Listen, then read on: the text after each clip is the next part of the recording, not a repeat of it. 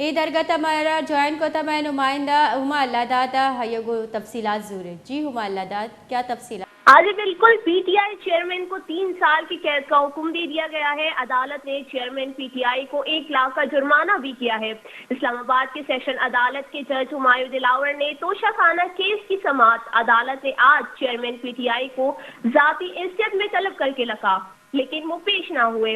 अदालत ने chairman PTI को तोशाखाना केस नाकाबिल समाअत होने के मुतालिक दरखास्त मुस्तरद कर दी। सजा याफ्ता होने के बावजूद चेयरमैन पीटीआई 5 साल के लिए नाअहल हो गए। जज हुमायूं दिलावर ने आईजी इस्लामाबाद को फैसले पर तामील करवाने के लिए चेयरमैन पीटीआई की गिरफ्तारी का हुक्म दे दिया। अदालत ने वारंट गिरफ्तारी जारी कर दिए। अदालत का कहना था कि तोशाखाना केस में चेयरमैन पीटीआई पर इल्जाम साबित हो गया है। सेशन कोर्ट इस्लामाबाद का कहना था कि मुलजिम ने इलेक्शन कमीशन को झूठा बयान अल्फी जमा करवाया। इस बात को मैं एक मरतबा रिपीट करूं कि सेशन हाई कोर्ट इस्लामाबाद का कहना था कि मुलजिम ने इलेक्शन कमीशन में झूठा बयान अल्फी जमा करवाया।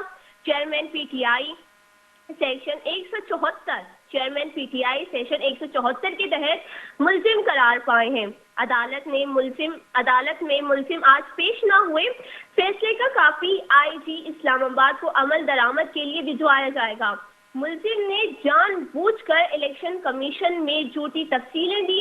मुलजिम को इलेक्शन एक्ट 2017 के एक्शन 174 इसको मैं वापस रिपीट करती हूँ। मुलजिम ने जानबूझकर इलेक्शन कमीशन में झूठी तफसीलें दी। मुलजिम को इलेक्शन एक्ट 2017 की सेक्शन 174 के तहत 3 साल की कैद सुनाई जाती है। चेयरमैन पीटीआई को जुर्माने की अदम अदायगी पर 6 माह मजीद कैद भुगतनी होगी। चेयरमैन तहरीक इंसाफ पर झूठे असासे जाहिर होने का इल्जाम था। चेयरमैन पीटीआई की गिरफ्तारी लाहौर से की गई है।